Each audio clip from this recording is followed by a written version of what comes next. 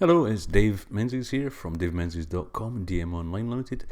Coming to you today with another tutorial on ScreenFlow, and this time we're just going to look at some basic features of ScreenFlow, and we're going to go into importing some videos and images that you've already prepared and have on your desktop or have saved in a file, bringing them into ScreenFlow and the various ways you can manipulate them to make interesting looking videos. So we'll start by importing a few things. So we're going to go up here to this little icon here, which is Add Media, and we're just going to click on that, and that's going to open up my desktop. And I'm looking for a file I created earlier for this, which is called SF Tutorials. There we go. So I'm going to open that, and I'm just going to import all of these. So I'm just going to shift and click on all of them, and then open. And you'll see that these are all brought in to the media library area here, and we can just drag these into the actual workspace. So the first one's a video. I'm just going to bring that in. So I'm just going to click on that and bring it across, sit it in there. Now you'll see here that's imported as that. This is actually a video to start with that I created some time ago, and when we click on that field there, you'll see a yellow box comes all around that. That means that is what we're actually currently working on. And if you go up to the workspace, you'll see that you've got all the little handles of your active window, so you can manipulate that any way you want to, bringing it into whatever space in the actual overall work field you want to work on. Let's also bring in some of these images. These are just pictures of near where I live, various images, and we'll just bring those in. We can have a look at what we can do with those. Now, let's get this last one in here. Now you'll notice that these are just set images rather than videos, and by default you can change this in ScreenFlow preferences here, but by default these images will last for 5 seconds of a video, and you can just drag them, highlight the one that you want, you can move that to anywhere you like to, make it as long as you want to. You'll see there the little box comes up that tells you how long that's going to be in this 44, 45, 46, 47 seconds, whatever I want. Let's leave it at sort of around 40 seconds, thereabouts. And let's do the same for this one. Just make that a bit longer. Sometimes a little bit finicky on a MacBook. There we go though. We'll just drag that one along. What we'll actually do is, to make space for the other image, we'll just move these along a little bit on the timeline. And I'll just stretch this one a bit longer as well, and then just match them all up so they're right after each other. Now at the moment, the field that's on the top of the timeline is the one that is going to be at the foreground of your video. If you want to change that, what you need to do is, I want to show you how to actually move some of these images so that they're actually on top of the actual video that we've got here. So to do that, I need to really have them on top. So I'm just going to again click and hold on the video timeline and drag it underneath. So you can see now the images, again the yellow boxes around what we're actually working on. The images now appear in front of the video. Now obviously, again, because this is the active window, I can change the size of those images. If I wanted to do a picture in picture, I can do that. If I want to make that the whole area, I can do that just by using these little drag handles and stretching that around. Now obviously, if there's a video behind there, you're not going to see that because the pictures, the images that I've selected are now on top.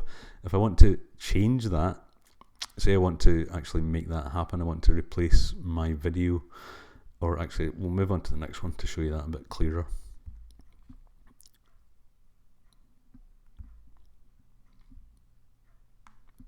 So we'll just actually cut this one for the moment. So we'll just go to edit and cut, so that we've now got a bit of a gap. So what would happen first, since there's nothing in front of the video, is that you would see the video. Now in some cases you might want to have you're part of the video, but if we come along to here, we might want to keep the audio from the video but have this image in place instead of the video. Say you're doing a a voiceover for a presentation of some kind, or you just want to talk over the images. So you want to keep the audio but not the video of the actual video that you've imported. The way you do that is, again, make sure the video is highlighted with, again, the yellow box around it. And we can go to Edit and Detach Audio. Now what you've got is, let's wind back a little bit here. Now what you've got is the video and the audio from that video in two separate files.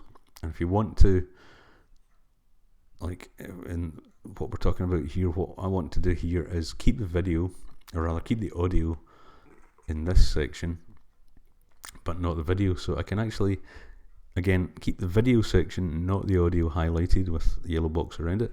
And we'll go up to Edit, Split Clip, and then we will bring this timeline marker along to the end of that image, highlight again the video section, and we'll repeat that process, do split clip, and then we can actually highlight the area that we've selected, we've split, and just edit, cut, and remove that. So now what will happen is we'll start with the video,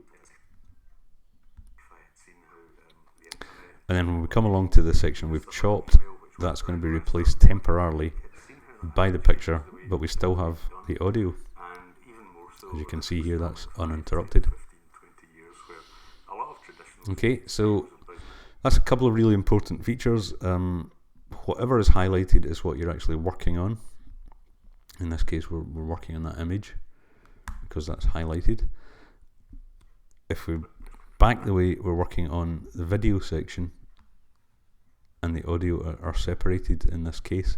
So that's two really valuable features that you can use. You might want to, instead of images, you might want to use other videos. So you could do a video playing within another video, and you may obviously in that case want to separate the audio from both of those and manipulate them differently.